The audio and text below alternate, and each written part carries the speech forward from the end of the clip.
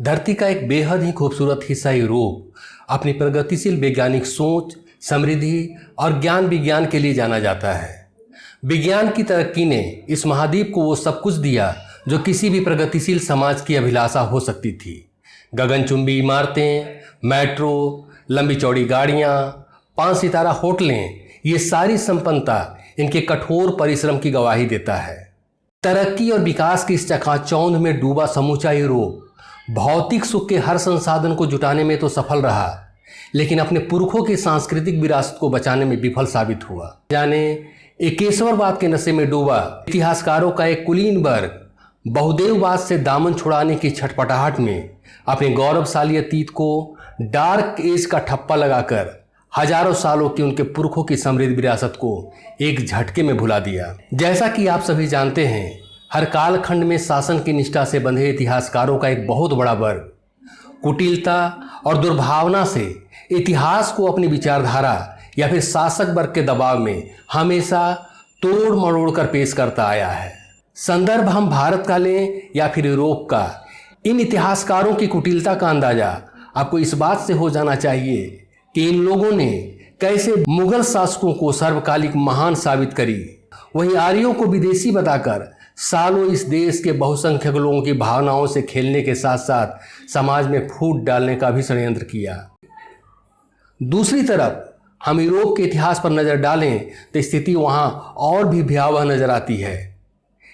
इनका चर्च यानी क्रिश्चियनिटी के प्रति निष्ठा और उसे स्थापित करने का जुनून ने न सिर्फ यूरोप बल्कि दुनिया के महानतम संस्कृतियों को भी चर्च के हाथों गिरवी रख अपनी मर्यादाओं को तार तार कर डाला। तो आइए हम यूरोपीय इतिहास के उस कालखंड को खंगालने की कोशिश करते हैं जिसे तथाकथित प्रगतिशील इतिहासकारों ने जाने अनजाने ही सही हजारों वर्षों की एक समृद्ध विरासत को एकेश्वरवाद की बलि चढ़ा दी। चूंकि दुनिया के इतिहासकारों ने एक मत से ग्रीस को यूरोपीय संस्कृति का केंद्र माना है, तो क्यों न हम भी अपने अध्ययन में ग्रीस को ही रखें ताकि ग्रीस के माध्यम से हम पूरे यूरोप को आसानी से निष्पक्ष तरीके से समझ सकें। ग्रीस की धरातल ऊबड़ खाबड़ पहाड़ियों से बना है, इसलिए पूरे प्रायद्वीपीय क्षेत्र में यातायात का प्रमुख मार्ग समुद्र ही रहा। खेती एवं चारागाहों की दृष्टि से भी यहाँ की धरती उत्साहवर्धक नहीं थी। सभ्यता के विकास के लिए भूमि की उर्वरता उसका मेरुदंड होता है। तो फिर ऐसा क्या था जो यह क्षेत्र विश्व की गौरवशाली सभ्यता के निर्माता और आधुनिक यूरोप का जन्मदाता बना? इस संबंध में सुप्रसिद्ध इतिहासकार पीएन ओक ने अपने ग्रंथ वैदिक विश्व राष्ट्र का इतिहास भाग 3 में विस्तार से लिखते हैं कि वैदिक संस्कृति में दैनिक आचार व्यवहार नियमबद्ध थे। वैदिक प्रणाली का उल्लंघन करने वालों को आर्य सभ्यता की सीमाओं से बाहर जिस प्रदेश में बहिष्कृत किया जाता था वही यवन प्रदेश कहलाता था। यवन प्रदेश का अपभ्रंश ही यूनान है। बहिष्कृत लोगों के अतिरिक्त वानप्रस्थी लोग भी ग्रीस प्रदेश में स्वेच्छा से जाकर रहा करते थे। उस प्रदेश के माउंट ओलंपस पर वैदिक देवी देवताओं का संस्थान भी बनाया गया था। उसी गिरी ईश्य पर्वतों के राजा के नाम पर इस देश का नाम ग्रीस पड़ा। वैदिक होने के कारण लोग ट्रिनिटी यानी त्रिनी इति ब्रह्मा, विष्णु, महेश को पूजते थे। इसी प्रकार सभी वैदिक देवी देवताओं का प्रमुख आलय था। भारत के कैलाश पर्वत के प्रतीक के रूप में ग्रीक के प्राचीन हिंदुओं ने जो आलयम ईश बनाया उसी को ग्रीक साहित्य में ओलंपस कहा जाता है। मुख्य धारा के इतिहासकारों की ऐसी मान्यता थी कि ग्रीक भाषा लैटिन से निकली है, जो बाद में गलत साबित हुई। इस संदर्भ में एडवर्ड पकोक ने अपनी पुस्तक इंडिया इन ग्रीस के पेज नंबर 18 पर स्पष्ट रूप से उल्लेख करते हुए ग्रीक भाषा को संस्कृत से ही उत्पन्न माना है।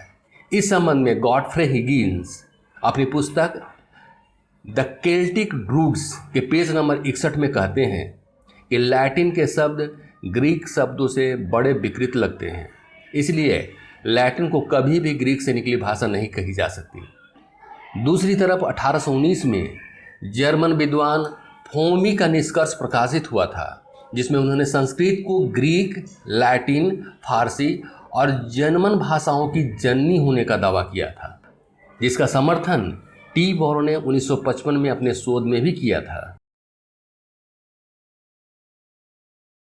काउंट बी अंस्टियर्ना अपनी पुस्तक द देवगोनी ऑफ द हिंदू में स्पष्ट किया है कि हिंदू प्रणाली की प्राचीनता की कोई बराबरी नहीं कर सकता।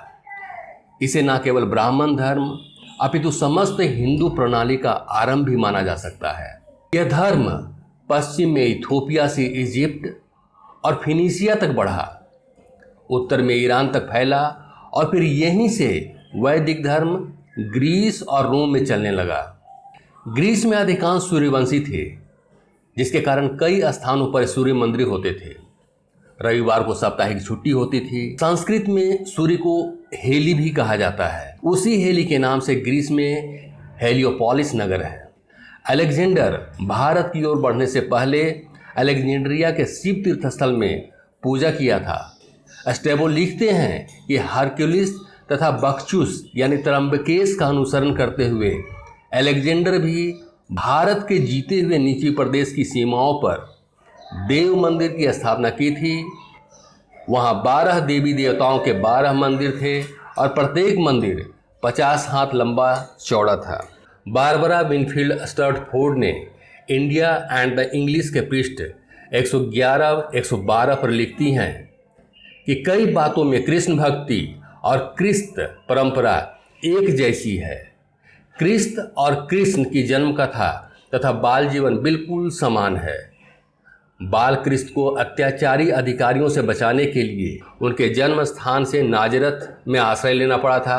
वैसे ही कृष्ण को भी निजी जन्म स्थान से निकलकर गोकुल में बचपन बिताना पड़ा था। महाभारत काल के बाद कृष्ण ग्रीस के प्रमुख देव माने जाते थे, अतः ग्रीक जन एक दूसरे का अभिवादन हरि तूते कहकर करते थे, जो मूलतः हरि रक्षतेतु यानी हरि आपका रक्षण करे होता है। ग्रीक लोग मर्यादा पुरुषोत्तम को हरक्यूलिस या हरक्लेस कहते हैं। ग्रीक लोक कथाओं में हरक्यूलिस के 12 चमत्कार विख्यात हैं, जो कृष्ण की बाल लीलाओं की नकल हैं।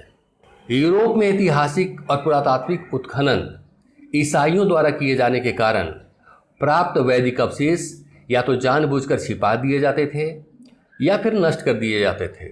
जैसे ग्रीस में भगवान कृष्ण की प्रतिमाएं इमारतों में पाई गई, सिक्कों पर भी दिखाई दी, फिर भी उनका कोई रिकॉर्ड नहीं रखा गया। इटली में उत्खनन में पाए गए प्राचीन घरों में रामायण प्रसंगों के चित्र अंकित होते हुए भी इटली के पुरातत्वविद उनकी बाबत पूर्णतया ढोंग किए बैठे हैं। History of British India by Thornton के अनुसार निसंदेह सारे विश्व में हिंदू राष्ट्र प्राचीनतम है। नील गंगा की दर्रे पर पिरामिड खड़ी भी नहीं हुई थी। जब आधुनिक सभ्यता के स्रोत समझे जाने वाले ग्रीस और इटली के प्रदेशों में जंगली जानवर ही निवास करते थे, उस समय भारत एक धनी और वैभव संपन्न राष्ट्र था।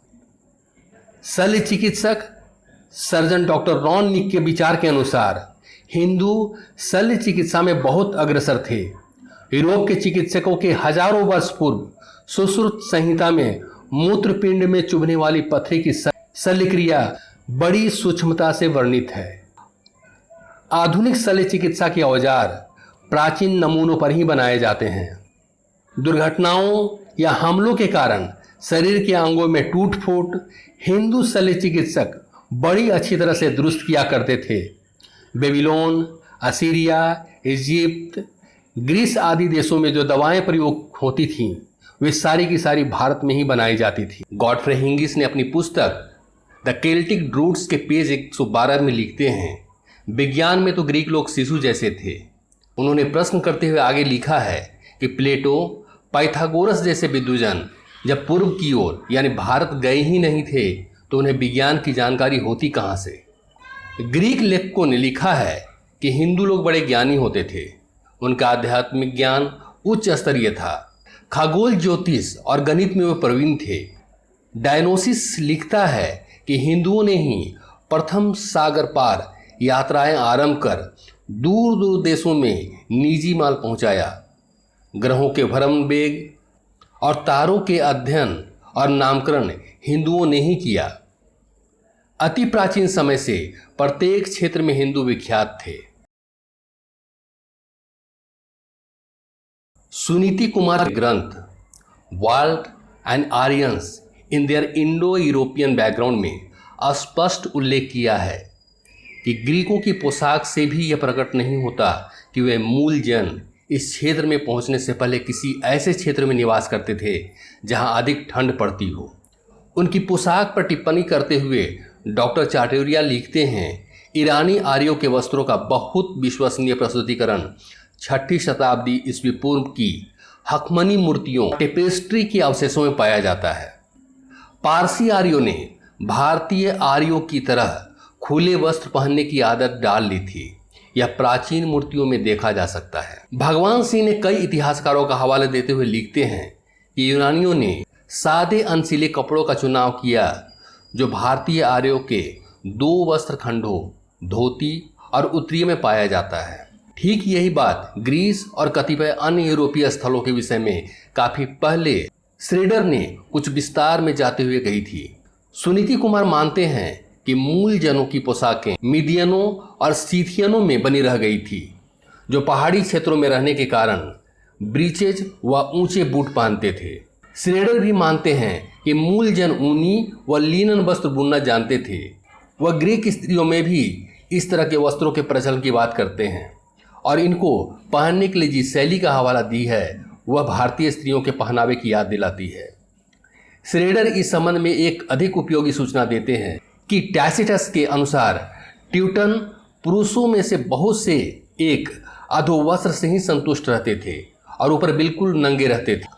सुनीति कुमार चाटुर्या के अनुसार हड़प्पा के लोगों की वेशभूषा ठीक वही थी जो ईरानियों और यूनानियों की, श्रेडर के अनुसार ग्रीक स्त्री पुरुषों और ट्यूटनों की थी।